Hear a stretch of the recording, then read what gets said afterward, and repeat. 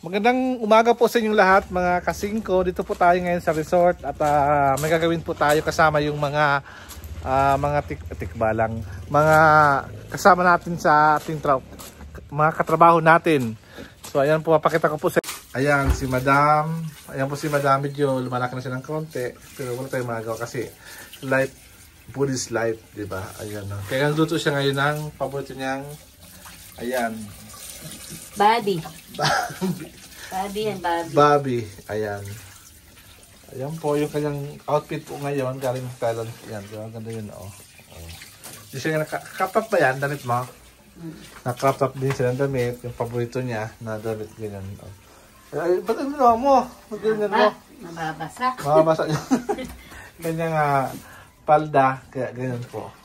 Ayan, so abangan natin yan mamaya, yung pagluluto namin ng Bicol Express. Yan po ang ating papakain ngayon dito sa ating mga kasamahan sa construction. So, ayan po si Kuya Raul. Siya po ay mag-vlog na mamaya-maya. Ayan. Ayan si Kuya Raul. Magandang araw po. Magluto si Kuya Beljo. Ba't parang matamlay ka ngayon? Ba't di ka nagsalita? Pakita mo yung totoo mong Raul. Yung maingay, yung pasmado, mga ganda dapat. Ayan, oh, ayan po si Kuya Raul ngayon. Parang may sakit ka ba? Ba't parang matamlay ka? Hindi ako matamlay. Sabi kasi sa vlog, dapat daw ako masyadong ingay. Dapat nga ako matamlay kasi alam mo na. Oo, 2 linggo ako walang sahod. Ano, 3? Ginagawang 2 linggo na naman. Kung Sabado na ngayon. Ayan. Ayan po. Sabihin mo, ang luluto po ni Kuya Beljo. Alam, sinabi ko na, ang tawag po dito ay Bicol Express ala Belgian. Ayan. Matitikman natin yan mamaya at tutulong na muna ako tad ng ating mga gulayin. Ayan. Ayan. So kasama po natin si Ninang. Lumalamon muna siya ng kanyang pagkain. Yung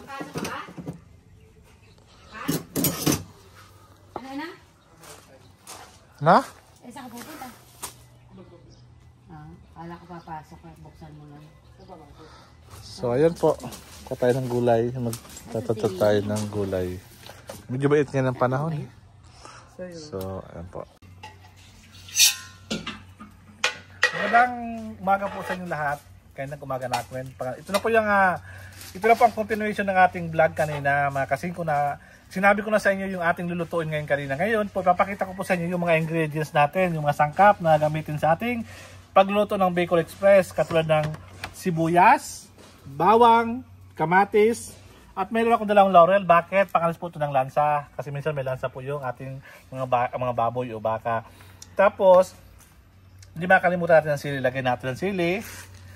Ang paminta Batangas, kahit paminta nyo iba siya, pwede po, o paminta Bicol, basta mayroon pong paminta. Tapos pork, kahit di kayo maglagay, pero kung mayroon kayong pork sa bahay nyo, sa kusina nyo, lumagay na rin kayo para mas maraming masarap. At higit sa lahat po, itong tawag natin na, anong tawag ito? Alamang. Alamang po, kasi para po ito pampalambot ng ating karne at ating mga gulay. At meron pa tayong papakita sa inyo mga, ito po yung pampasarap dyan. Kailangan i-balance natin, di puro taba, kolesterol. Kailangan din natin ng gulay para siguradong yung katawan natin ay maging malusog, di ba mga kasingko? So ngayon, umpisa na natin, ilalagay na natin ang mantika. Mantika po, golden mantika po yan kasi galing po yan sa corn oil po yan. Kaya medyo ganyan ang mantika namin. So ayun po, pag mainit yung mantika, ilalagay natin ang bawang. Hindi ko na ito pagpapatagalin kasi yung papakain natin ay gutom na rin at mag-alas 12 na rin. So lagay muna natin yung bawang. Yan. Alam mo ba ang bawang nagbibigay ito ng meron itong chemical na nagpapaluwag ng ating mga ugat sa ating mga puso. Kasi kung yung may mga problema sa puso, mga sakit sa puso, yung mga taas na kolesterol, na katulad ko, kung wag nyo idamot ang bawang, kung maraming bawang sa bahay nyo, sa kusina nyo, abay, ilagay nyo na sa inyong nilutong ulam. Kasi ito, napaka-malaki ang kuhan ito, malaki ang nutrients nito, yung vitamina sa ating katawan. I-golden brown natin para malasahan natin ang lasa, ang aroma ng bawang para mas masarap, di ba?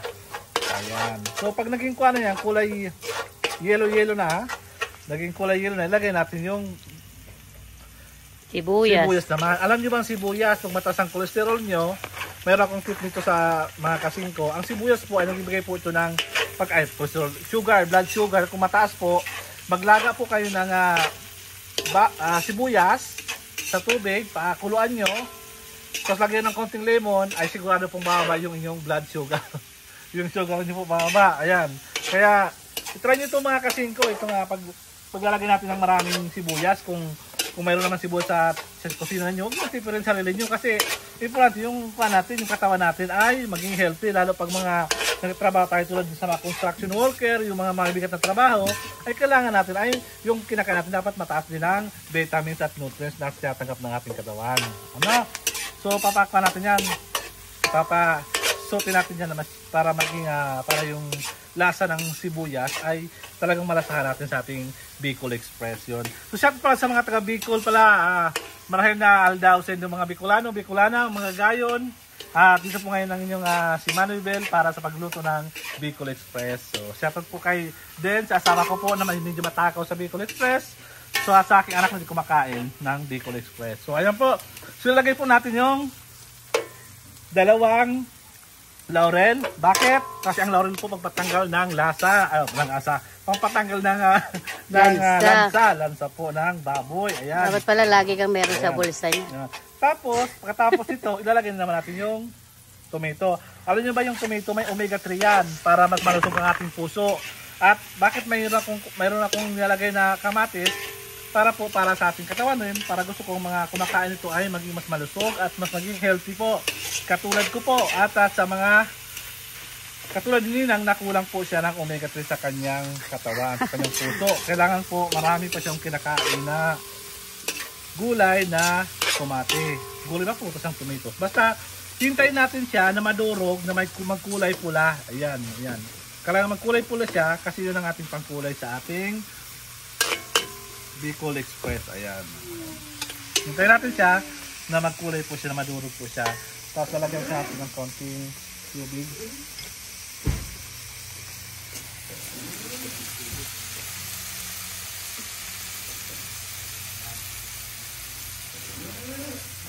Lagyan siya ng konting tubig mga kasingko. Ayan. Ayan. Diba? Ito. Kailangan magkulay yellow siya. Dudurugin natin siya. Kailangan durugin siya mga kasingka. Kailangan durugin para magkulay pula. Tapos, pag nadurog na siya, ilalagay natin tong alamang. So ang alamang, titikman ko siya.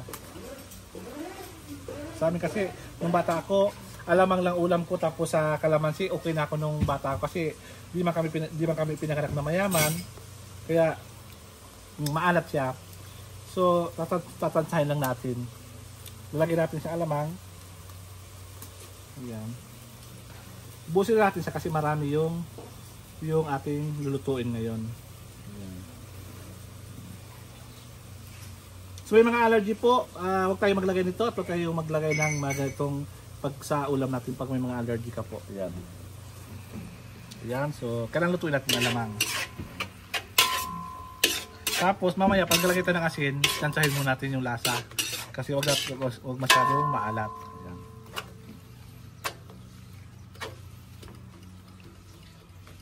Ayan lang, napakasimple lang pagluto lang ng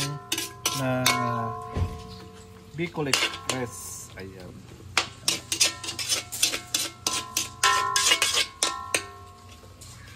Bicol Express ng Bicolano.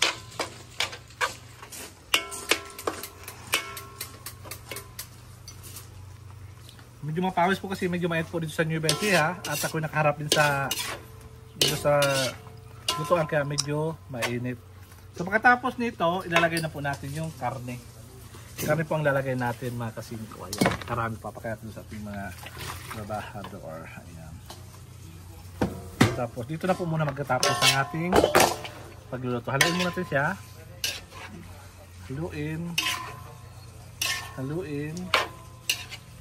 Haluin siya.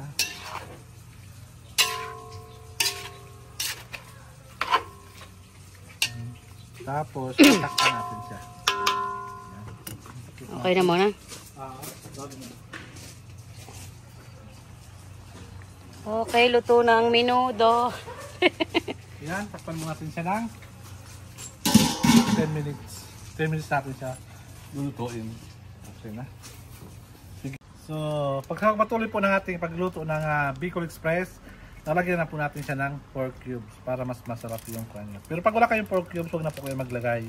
Meron kasi kami pambili, kaya meron kami panglagay na pork cubes. Hindi, ikaw na may pera.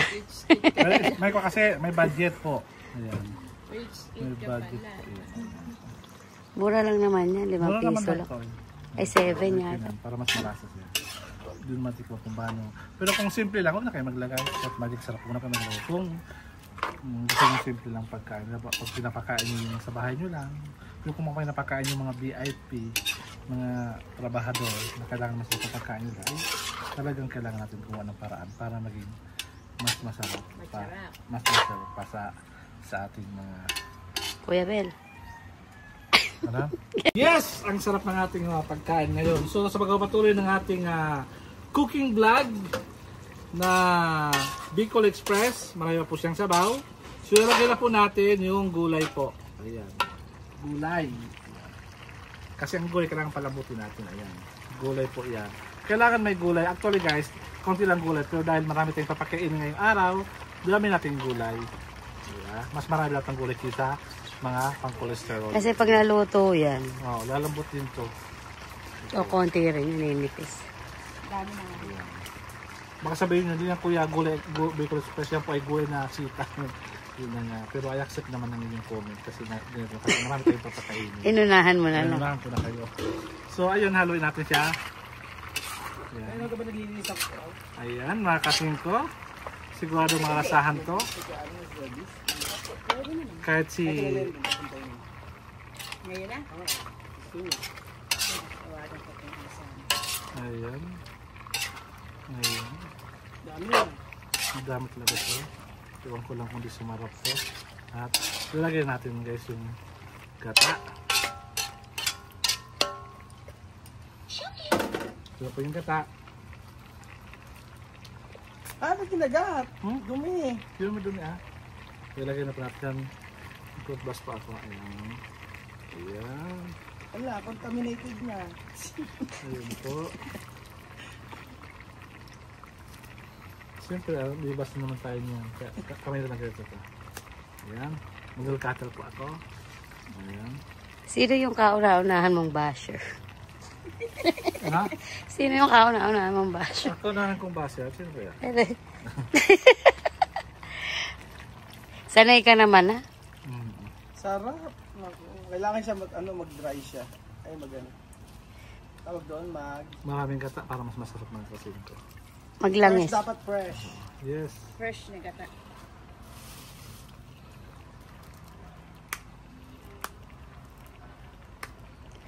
Mahirap, pagatin mo na. Dumi na naman. Ay, yung 4 minutes pala. Ang tagal niyan. Okay. So, haluin ulit natin siya mga kasin ko. Wow. Tika mo, nag-yelo-yelo siya dahil sa kamatis. Dahil pala may kamatis. Kung mayroon kayong dilis, pwede nyo pa siya lagyan ng dilis. Ba't mo nilagyan Yung ng maliliit laurel? na dilis. Ba't nilagyan ng laurel? Pangalis ng kuha. Dalawa man lang dahon yan o isa. Pangalis ng lansa. Pero di man maamoy yung laurel. Nag-overpower na. Yun na. So bagay, depende sa nagluluto. Kasi ako ngayon ang bida sa pagluto ngayon. Kaya, ayun. Kaya shut up. So takpan natin ulit siya for 3 minutes. Tuloy po ng ating Bicol Express cooking vlog. Ngayon, ilagay na po natin yung huling sangkap, yung gulay na sili. Ayan, ito po. Ito po yung papasarap po sa Bicol Express. Ayan po. Ayan.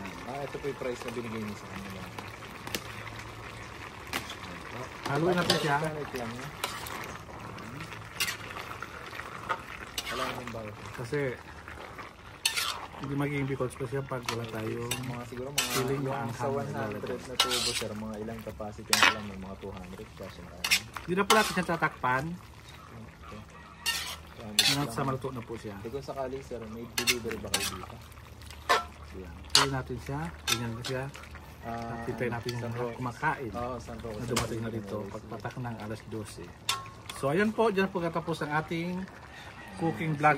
final ko sa Papatikim muna natin si Kita kung ilan yung piraso. si Ninang. Pero Ninang ano kung na, konting ano, plato. order. Papatikim ko sa'yo kung tama ba yung asin. Salamat. Ayan. Yung anghang ba? Masyado maanghang ba? O tama lang yung anghang?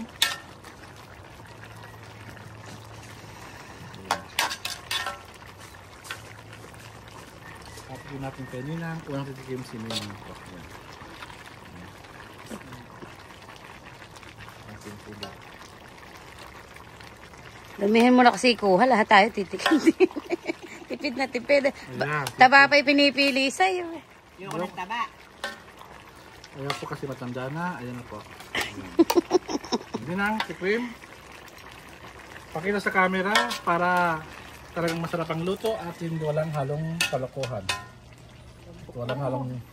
Ayan. 45.5. 200 na lang. At 37 yung Sarap siya, sarap. Ang sarap. Sabaw? Kaya yung timpla. Ibang sabaw? Okay lang. Sarap. Lagyan mo na ng kanin yan ay ulam. Kaya yung kanin. Okay. Okay. Sarap, sarap.